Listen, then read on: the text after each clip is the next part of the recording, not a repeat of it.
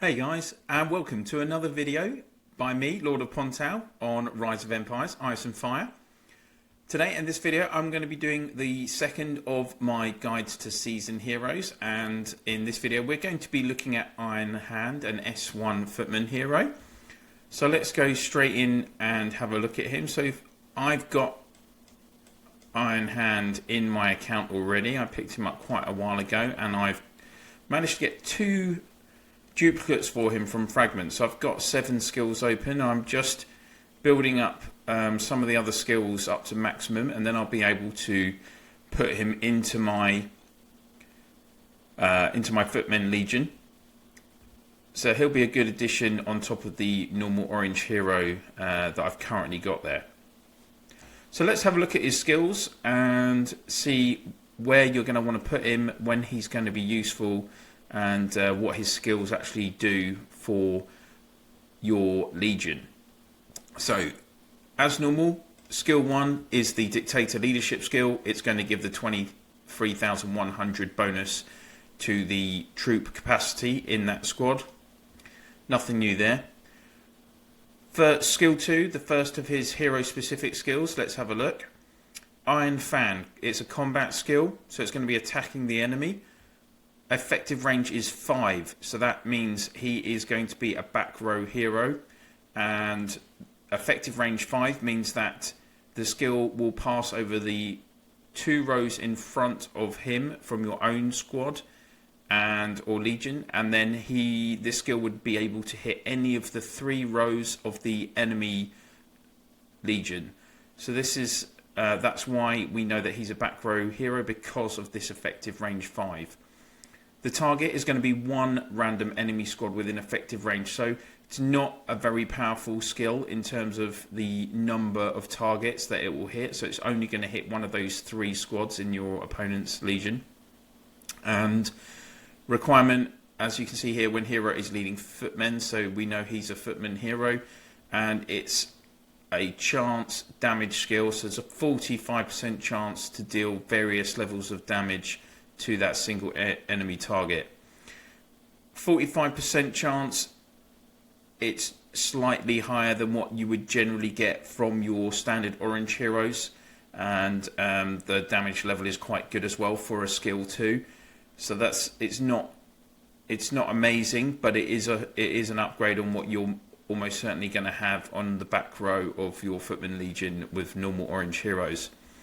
Skills 3 and 4, as usual, it's defensive formation for skill 3, which affects the resistance, and that's going, as he is a season hero, it will go up to a maximum buff at level 10 of 50% resistance. And skill 4 is the offensive formation, so this is the might buff skill for the hero squad, and again it will be up to a maximum of 50% might, which is an increase again on the standard orange heroes, which would only have a 30% might. So putting Iron Hand in is definitely going to be an upgrade. Let's have a look at his second hero specific skill, skill 5. Iron Sleeves, combat skill. So this one is effective range 4. Target 1 random enemy squad within effective range. So if you had Iron Hand on your back row, which I still suggest you want to do, this skill is only going to hit the front or middle row.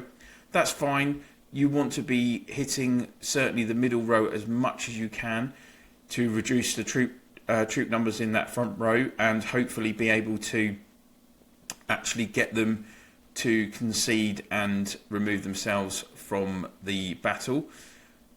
What's this skill going to do? So it will target 1 random enemy squad again within effective range, and this one is a 30% chance to deal pure damage again to that 1 enemy squad within range, and it's got a double function, this skill. It's going to suppress them, unable to move for 1 turn. So that means the troops would not attack you for 1 turn. So that's again reasonably good. It's got 2 elements to the skill. You're going to damage that enemy squad and then stop them from attacking you for one of the turns in the battle.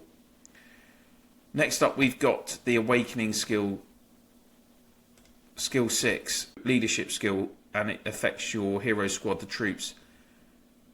Footmen in hero squad will have up to 15% might and resistance buff and 15% damage buff, plus the standard 250% bonus to the other leadership skills. So again, with it being a seasoned hero, there are usually more than 2 elements to this. You've got the increases for your might, resistance and damage. Skill 7 for Iron Hand. This is actually where Iron Hand is one of the unique heroes in the game. So if we click on the skill 7, Rampage. Now, it's a leadership skill, but if you remember from my previous videos where I've talked about skills, the skill 7 is always a leadership skill that then will have a boost to all of the troops in your hero's legion, and it's usually for either might, resistance or HP depending on the hero. The difference for this, if you see, it says leadership skill and active in brackets. And then when we read the description, let's see what it says. Activation requirement, effective when stationed in the training grounds. After using the skill, hero's formation has 55% bonus marching speed, 55% bonus footman might for 20 minutes with a 15-hour cooldown. When not active, 30% effect is in use during combat. And it maxes out at 100% bonus marching speed and 100% bonus footman might for 20 minutes, again with the 15-hour cooldown. So Iron Hand is one of 3 S1 heroes that have this 7th skill that has to be activated, and along with the Pacer S1 Archer's hero and Lionheart S1 Cavalry hero, all 3 of them have these 7th skills that they do have a passive effect constantly, but then if you actually activate them before battles, for those 20 minutes that they're active, they can have a big improvement, a big buff on your troops. So how would you activate this skill? Well, you need to go into your Legion screen here, the one on the top left with the helmet icon, and you would go into the gear icon for that Legion. So if we click on my class Legion, I have full gold gear, which allows me to have a gear skill, which I'll have to talk about in a video about gear. But you'll know if you have a gear skill attached to your either your Legion or a hero within your Legion, because you'll have this icon here. Just you can see it's red icon with a cavalry image. So if we click on that, and you'll see that this is activated in my class Legion, but you can select any of the legions that might have it. So you'll see now you will have, for instance, with your gear skill, you'll have a gear skill if you have a full set of either orange or higher gear. If you've done full orange or gold gear, you'll have a gear skill attached to that Legion. So that's what I've got for my class Legion 1 and Legion 2. So Legion 1 has got a cavalry gear skill and Legion 2 has got the footman gear skill. And then it will give you, if you click on it, it will give you the details. So if we click in the information icon here, including active skills of deployed heroes and unlocked skills of the equipment. After skill usage, Legion and each equipment goes into cooldown. Equipment and Legion cooldown both need to go through their respective cooldown before the skills can be used again. Some skills will take effect on the next march after use. If equipment are switched after activation, the skill will go into cooldown. So you would need to come into here, activate his skill. There would be an icon for Iron Hand, and then as the skill description says, it's going to be in effect for 20 minutes. So if you're in, for instance, if you're in a Reign of Chaos battle and you're close to an Alliance Centre and you're using your footmen to attack, then having this activated, it's giving you 100% bonus on your might for 20 minutes. Yes, you can't use it again for 15 hours because of the cooldown, but that is a really big buff, and it's a significant buff compared to these other heroes. Most other heroes that will just have what I'd call a standard skill 7 leadership skill, where it will give between 30% if it's a normal orange hero, or a 40% buff for all of the troops in the Legion. So this is where Iron Hand does have a little bit of a niche, cool little skill because of these two elements to it. And even if it's not activated, you still got 30% effect on 2 elements, on your marching speed and your bonus footman might. So that's a really cool skill. On to his last skill, skill 8. Again, it's a combat skill because Iron Hand is a killer hero. He's a back row hero, so the effective range for this skill again is range 5. And this one is going to target all 3 of your enemy squads within effective range.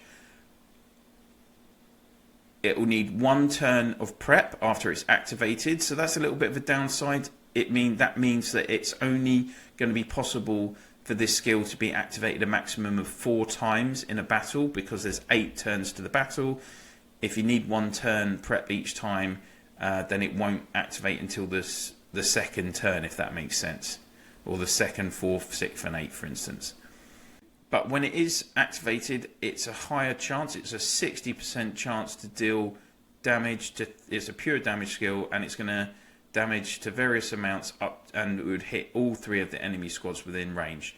So again, compared to a normal orange hero, that's a higher percentage chance that this skill is going to work, and it's going to do a reasonable amount of damage to all 3 of the enemy squads. So that's certainly going to be, again, an upgrade on any back row hero that you would have from the orange, whether that's Heaven's Justice or Hurricane on your back rows there for your footmen. So there we go, guys. That's Iron Hand's skills. Thinking about his longevity, how long are you going to want to have him on your back row? Well, again, as with everything with heroes, it depends on how much you're able to recruit other heroes and how lucky you get with rewards, how strong your alliance is in Reign of Chaos and how many rewards you are getting. As I say, he's an upgrade on an orange hero, and for those of us that aren't big spenders, you know, getting a seasoned hero with 2 duplicates is always going to be beneficial to your account.